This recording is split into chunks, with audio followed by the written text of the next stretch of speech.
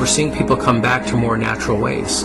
My patients are frustrated with the results that they've been getting in their journey to reclaim their health. When it comes to emergency room and trauma, we're really leaders in the world. But when it comes to overall health, we're mostly managing our pain and suffering. There are definite medications, but they're not turning the condition around. They're allowing you to live as long as you can without that much pain and suffering. So people are forced to look for other ways to manage their health concerns. They're asking the question, is it possible for me to turn the clock back and go to the point in my life where I wasn't sick? Could be 5 years ago or 10 years ago, at that point where their bodies hadn't broken down yet. Well, the science world, not the medical world, is really pointing towards looking very deep in the body at the cellular level. And when you look at that level, you start to see that if the person is ever going to change their health, they have to address helping the smallest unit of their body get healthy again. Normal cells perform many functions essential to maintaining good health. They must be able to take in nutrition and eliminate waste or toxins.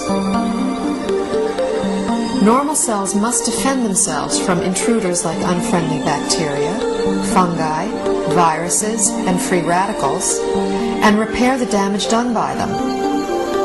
In addition, cells must work together as a team, communicating with other cells to achieve optimal organ and immune system function. Research has already proven our cells need certain essential nutrients, 26 different vitamins, 72 or more trace minerals, numerous fatty acids, and amino acids. Since our bodies don't produce these, we must get them from our diet. Recently, scientists have discovered that there are at least 8 sugars, called monosaccharides, that our cells also need for optimal function.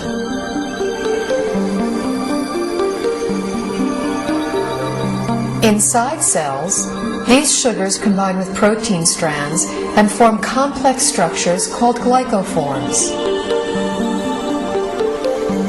The exterior of a healthy cell is covered with a dense forest of these glycoforms.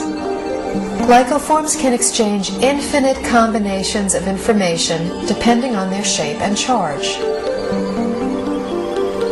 Glycoforms are present on the surface of all cells and actually prevent viruses, bacteria, and other enemy cells from entering a healthy cell by blocking the entrance to the cell's surface. Glycoforms can hold on to an enemy cell until an immune system cell can arrive to destroy it. Healthy immune system cells can also accurately identify normal cells and not interfere with their function.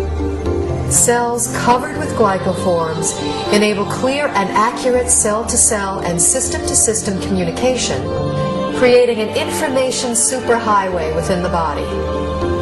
Glycoforms play a vital role in every human physiological process: immune system response, tissue regeneration, cell replication, growth, and structural stability.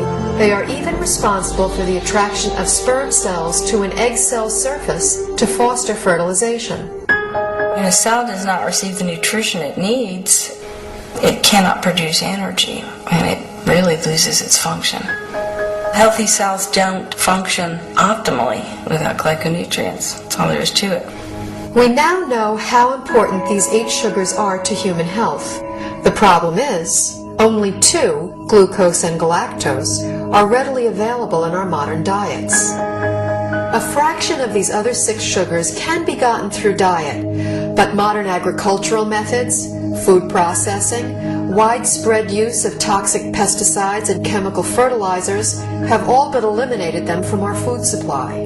It's only really been since a little before World War II that what we now call conventional methods, that's fertilizer and pesticides, even came into being. What was conventional farming for thousands of years, we're calling alternative farming and organic farming, and what we're calling conventional is actually a new experiment. The connection of healthy soil to healthy plants and to healthy people cannot be underestimated. Most farmers don't use organic fertilizer because of the economics. The government farm programs reward the use of conventional fertilizers.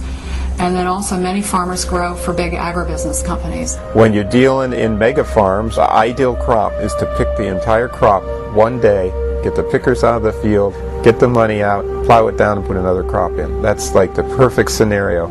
Crops are selected for uniform maturity and the ability to harvest quicker than they should. And that makes a huge difference in the protein content and the nutrient content. Optimally, you want the fruits and vegetables to stay on the vine or on the tree or on the plant for as long as possible, because in those last few days before ripening is when the essential sugars are brought to the fruit or vegetable. Everything that is not picked at its peak, everything that is shipped any length of time begins to lose its nutritional value. The nutrients actually start to oxidize. And once a vegetable turns a little brown or it's rusting, then it's going to cause free radical damage in your body. In addition, if something comes from a very long distance, it can have bacteria on it that your body is unfamiliar with. Generally speaking, the organic produce is much healthier, has a higher nutrient rate than the commercially grown vegetable. This whole thing of organic versus conventional, there's so few people that eat organic. 95% of the fruits and vegetables that are grown are conventional, which means that only a few people are eating organic foods. What I have my patients do is eat as many fruits and vegetables as you can, wash them, and assume that you're getting about a third of their phytonutrient value. I compared the nutritional content of food from 1982 with what statistics are for 1999. I was amazed at the nutrient decline in many fruits and vegetables. Overall, it was an average 25% decline in nutrition across the board. That is staggering. It's shocking. If we are losing 25% of our nutritional content in 20 years, what are we going to have in 20 years from now and 20 years down the road? Pretty soon we're going to be eating water and a little fiber, and that's going to be it. The body, to an extent, can make glyconutrients. That's the job of the liver. However, that is an emergency mechanism, and we're making our own glyconutrients. It's basically a state of starvation. If you don't have enough of the right type of sugars, you have faulty processing. With the faulty processing, things can go wrong. Without vital sugars and a variety of other micronutrients, cells cannot create glycoforms. The result is a breakdown in cellular communication and immune system response. Depleted cells are unable to defend themselves effectively, so cell structures can be damaged and are not effective in healing and regenerating. In this weakened state, cells cannot communicate effectively, compromising the body's ability to identify problems. They are also unable to destroy pathogens such as viruses, bacteria, and fungi, and cannot identify mutated cells so the immune system can eliminate them. For example, when a person suffers from an autoimmune disorder, their compromised immune system may respond inappropriately and treat altered normal cells as intruders and destroy them. It may allow mutated cells to proliferate, or the immune system may not respond at all, leaving the body extremely vulnerable to many types of infectious agents. Because they're not getting everything they need from their diet, people are doing one of two things. The first thing they do is nothing, and many people are ending up with chronic diseases, or they're getting sick more often. Their health is somehow degraded as a result. And other people are using supplements, including supplements of sugars. We need to eat the right foods to make the right structures to have optimal health. There's a break in the link here because we can't get that food anymore in today's modern diet.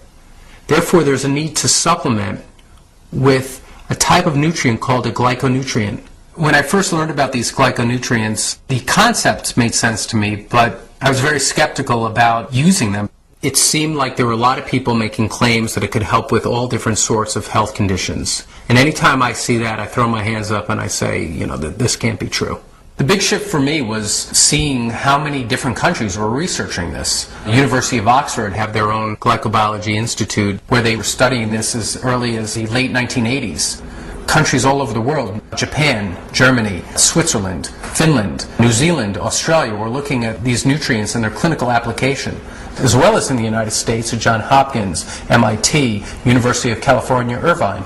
Once I realized how crucial these supplements are for human health, I felt compelled to offer them to my patients in my practice. When I started with the patients with the most serious health challenges that I wouldn't be able to help previously, the results that started coming in were amazing. We just started to see people gain their health.